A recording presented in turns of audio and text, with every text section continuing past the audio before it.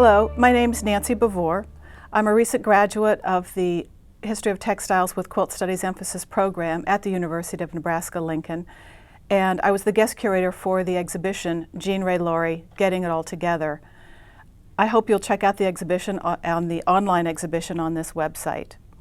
I want to thank the International Quilt Studies Center for the opportunity to guest curate this exhibition, and especially to Jonathan Gregory, Maren Hansen, and Jennifer Graham for making my vision a reality. I live in California, and the exhibition was really completed with the help of telephone, email, Skype, Basecamp, and Dropbox. I'm also grateful to the Laury family for their help and enthusiasm for this project. And this weekend, Jean's husband Frank and daughter Liz were both here to see the exhibition and hear this lecture. I was fortunate enough to interview Jean in the fall of 2009 for my thesis project, and I'm so appreciative of the time that she gave me. Most of my talk is based on this interview and her writings. And as the exhibition will make clear, Jean was a prolific artist, quilt maker, teacher, and writer. She was also a wife, mother, and a feminist. And it's really challenging to separate these aspects of her life because they're so intertwined.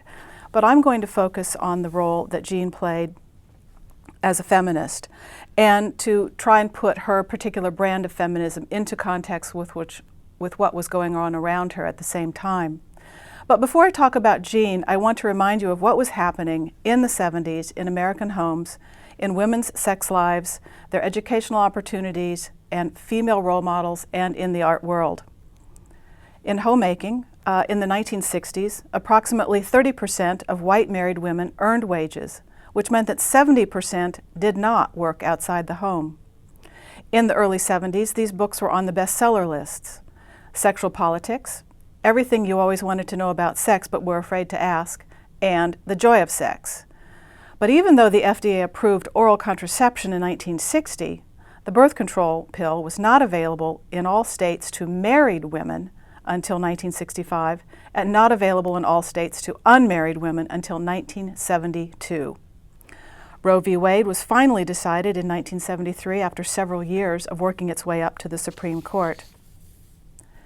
In 1970, the Saturday Evening Post ceased publication and Penthouse started. And a few years later, in 1973, Ms. Magazine was first published.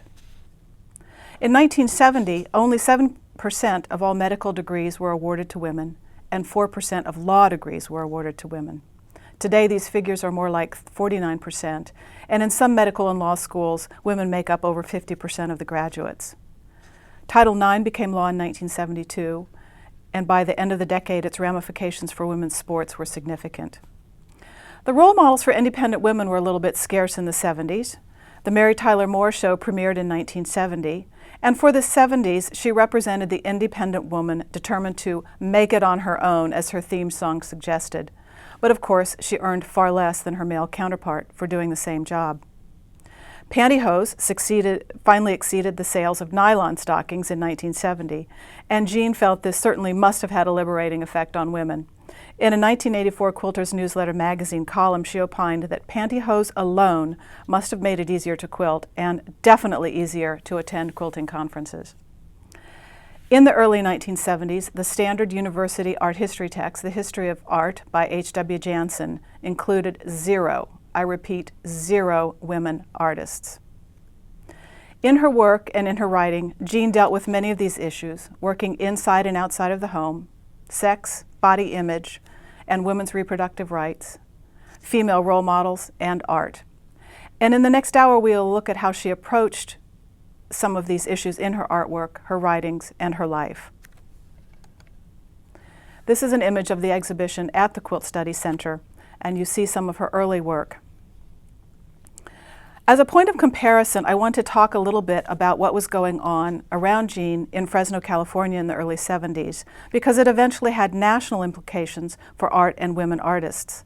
Like other universities across the nation, Fresno State College, now California State University, Fresno, or Fresno State for short, saw a dramatic increase in university enrollment, especially in the arts and humanities in the 1960s. And in an effort to meet that demand for relevant subject matter and the growing and increasingly radical student population, they founded an experimental college that offered courses in Marxist politics, anarchist theory, Black, Chicano, Armenian studies, and women's studies.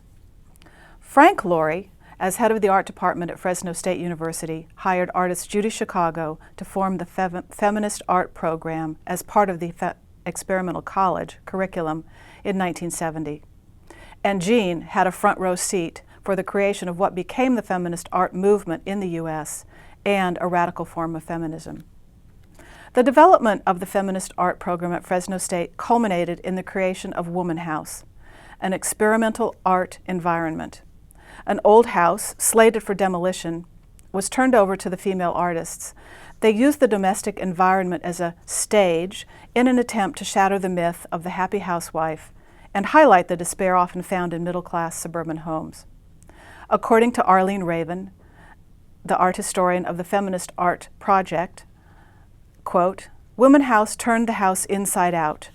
The isolation and anger that many women felt in the single nuclear family dwelling in every suburb in America were flung out to the public who came to see the environment and performances," end quote.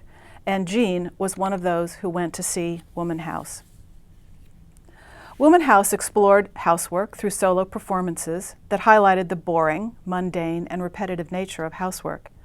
Raven described the monotony of one artist who continually scrubbed a floor, quote, "back and forth, over and over, her arms circle and circle the floor in continuous motion, scrubbing with a brush and plenty of elbow grease," end quote. Then here are two other artist performers also scrubbing the kitchen floor and fluffing or making a bed.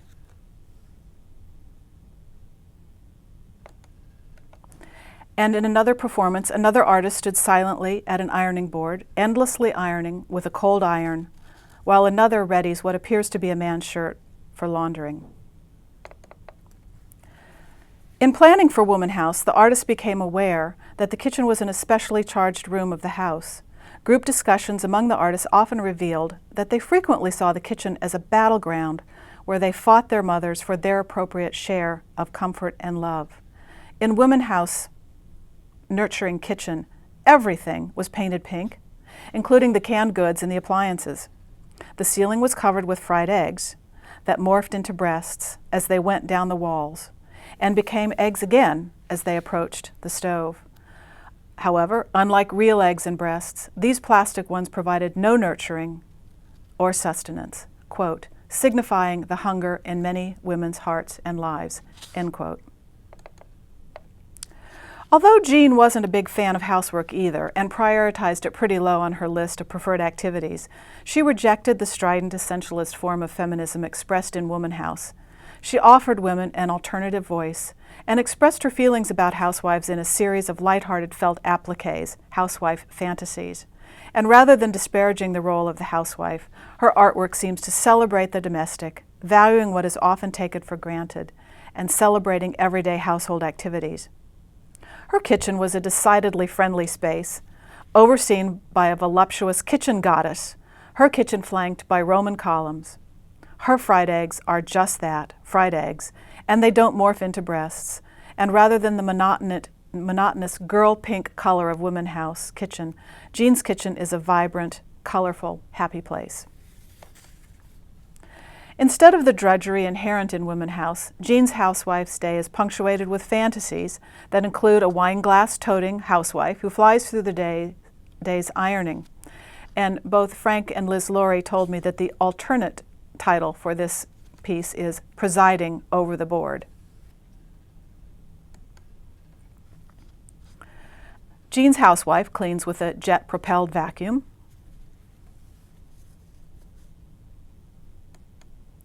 And when pressure cookers became all the rage in the 70s, she fantasized a trip into outer space if one actually blew up. In our interview, Jean said, quote, "I was thinking of myself in those housewife fantasies, thinking that whatever your talent is, whether it's making a cat's cradle or being a trapeze artist, make the most of it," end quote. And that artist, that housewife, is doing just that, as the high-flying housewife is doing from this egg beater. Jean's housewife was not only a goddess in the kitchen, but apparently in the bedroom as well, as in Housewife Fantasy number 4. Whether she's blonde or brunette, she is surrounded by love, sex, yes, and now.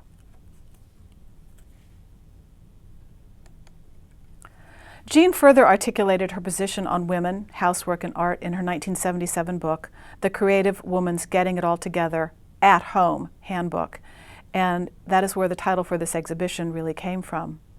The book is a classic. So much of her wisdom, and that of the other artists who shared their lives, is still relevant today, especially as more women telecommute and start home-based businesses. In it, she empowers women, especially artists working at home, to make priorities. Quote, "It is often necessary to perform numerous roles, artist, cook, housekeeper, mother, etc., but that doesn't mean you have to excel in every area. First, you don't personally have to do them all, and second, you don't have to do them all well." End quote. Early in her marriage, she drew ads for the postage machines company Pitney Bowles. She figured out that if she sold 2 or 3 drawings, that would be enough to pay for a day of household help. So not only did having household help free her up, but it also significantly changed her attitude when a just clean sink got dirty 5 minutes later. She also recounts her approach to housekeeping priorities. Quote, "I will admit surprise when I saw seedlings sprouting from the carpeting in my daughter's bedroom. That takes a lot of spilled water, dirt, and seeds. One friend of mine gasped over what it would do to the carpeting. Well, I said, it obviously won't improve the carpet, but I figure that it has to stay until she leaves for college, and I can't ask it to survive longer than that." End quote. Jean also thought life was too short to hassle over unmade beds, and Liz and her brother Tom both slept in sleeping bags. I love this image from the back cover of Getting It All Together at Home, with dishes piled high in the sink, as Jean sits at the kitchen table with daughter Liz while working on one of her 22 books, dozens of magazine articles, a lecture or class outline.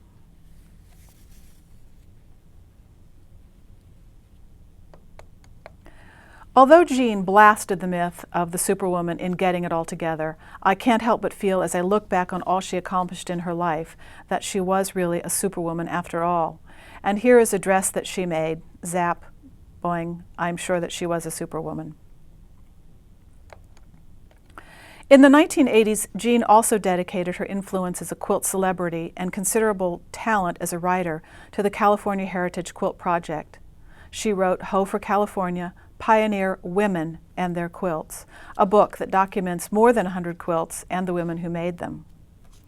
I found it noteworthy that after a brief survey of some of the state documentation books revealed that hers is the only one with women in the title, even when those same books, those same state books, only included female quilt makers.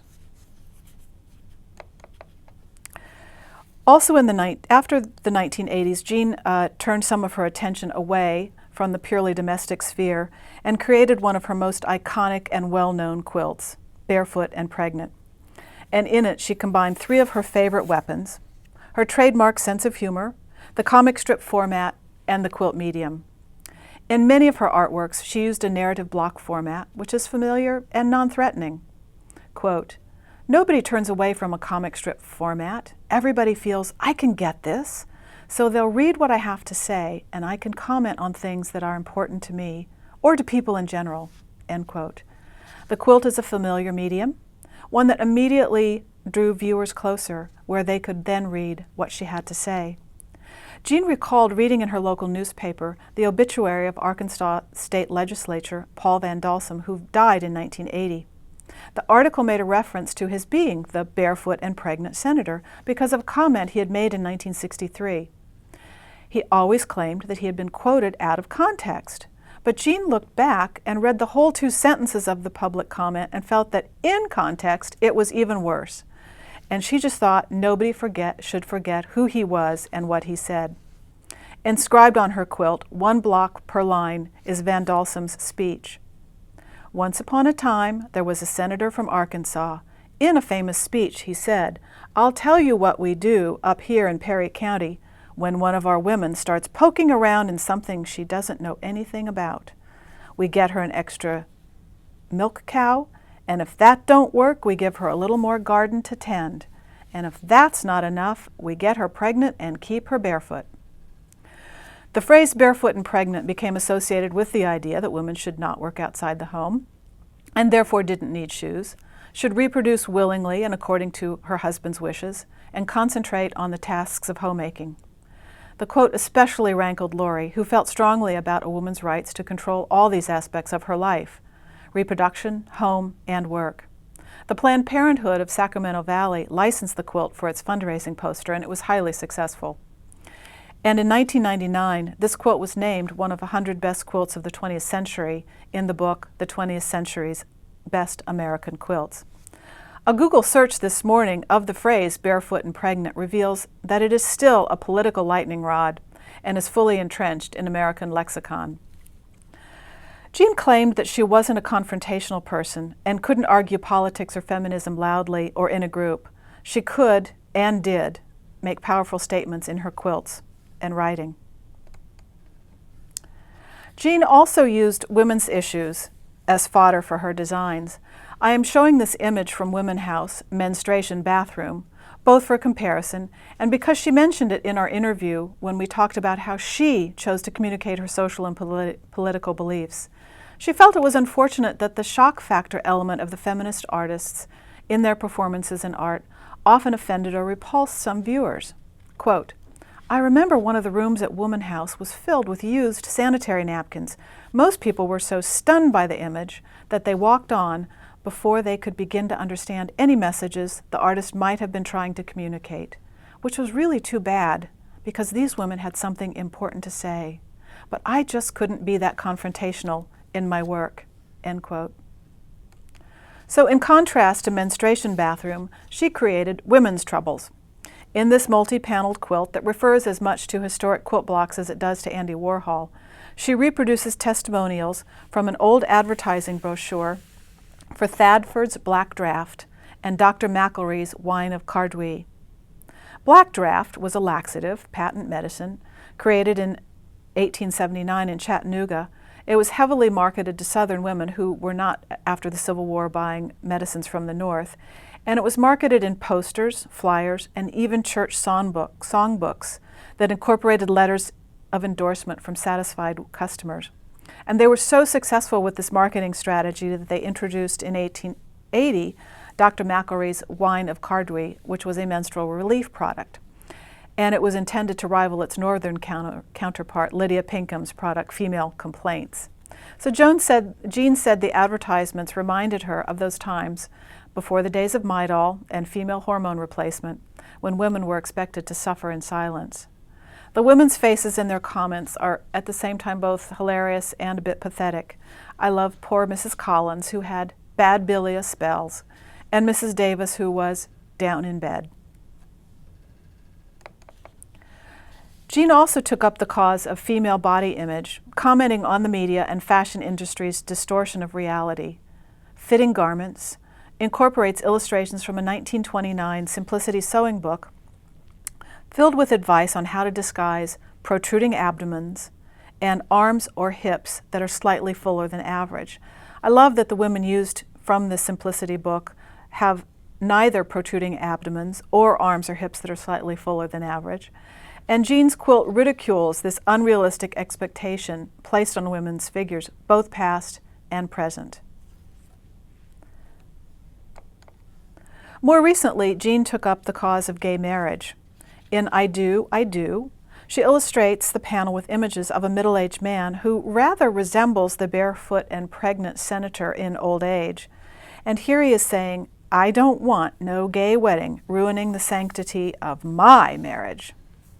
A marriage which evidently is to the blonde trophy wife in the push-up bra, who apparently, also without much contemplation, agrees with her husband's stance and consents with a, "Oh, well, me too, I guess." You may not be able to see from the slide here that the I in I guess is lowercase, and that the two S's in I guess are also dollar signs. Jean goes on to give her answers to the husband's comments. Quote, and this is from the Quilt, "Gay marriage threatens society more than Halliburton, Enron, the national debt, lack of health care. Same-sex weddings make a mockery of marriage when 50% of them now end in divorce." And then she quotes the headline that got her attention. In February 2004, a Massachusetts court ruled gay marriage legal. George Bush and the panicked moral majority want a constitutional amendment. And then the last line of the panel, "Gay marriage is immoral when 40% of women and 60% of men now have adulterous affairs?" End quote. Strong women also fascinated Jean, and one of the first she learned from was her mother. She wrote an article for Quilter's Newsletter magazine in 1988 describing the important lessons she learned from her mother. And the following is from this article. Quote, "My mother taught me several things that made it possible for me to pursue my own work and my own direction. The first had to do with priorities. It may seem hard to believe, but there was a time when people darned socks. And during the Depression, when things were hard for everyone, my mother did something that really impressed me. She took a sock out of the laundry basket, saw a hole in the heel, and dropped it in the wastebasket. Life is too short to spend any of it darning socks," my mother said. It was like heresy then, but that comment helped me to understand that we must set our own priorities. We make value judgments about what is important in our lives. A second comment of real value to me was dropped lightly one day as she ironed. Leaning over the ironing board, she said, "You know, Jean, if you never learn to iron a shirt really well, nobody ever expects you to iron a shirt really well." And that taught me a lot about how we create expectations for ourselves. By selecting what it is we'd like to do well and working on that, we create an expectation that we will do it well. And that was a valuable lesson for me. Another lesson came through an observation. You can always make something with whatever you've got. Making something out of what is on hand is the basis of most of my cooking, much of my entertainment, and many of my quilts. Finally, my mother felt it was essential at the end of winter to go out to the river, where we hauled home great bouquets of pussy willow. She didn't mind that everyone else was busily involved in spring cleaning.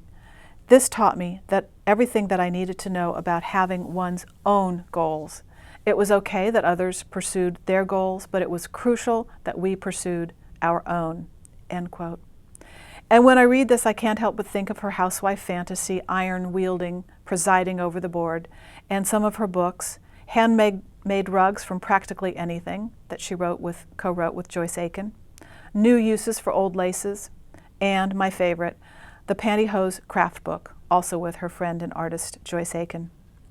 Other strong women, both historical and contemporary, I'm going to go back just one slide. Other strong women, both historical and contemporary, inspired Jean. Her Space Dancers celebrates Sally Ride, who was, of course, the first woman to go into space in 1983.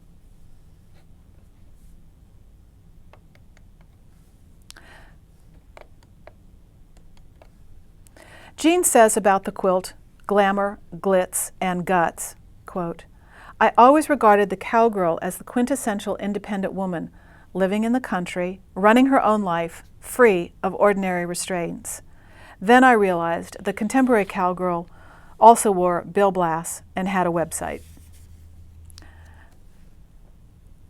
Jean had a love-hate relationship with Sunbonnet Sue, and here is a quilt, the sun set on Sunbonnet Sue, by members of the Seamsters Local 500 from Lawrence, Kansas. It is now in the collection of the Great Lakes Quilt Center at Michigan State University. And this tongue-in-cheek quilt was created by a group of quilt makers from Kansas in an effort to do away with what they saw as the goody two-shoes in their pasts. This poor Sue is struck by lightning, dies of radiation sickness, is swallowed by a python, and burned at the stake. But instead of killing her off, Jean creates a new late 20th century Sue, an active Sue who goes to quilt shows, flies in airplanes, and, yes, gets it all together at home. She is also much more fashionable than her 1920s and 30s counterpart. She wears bright colors.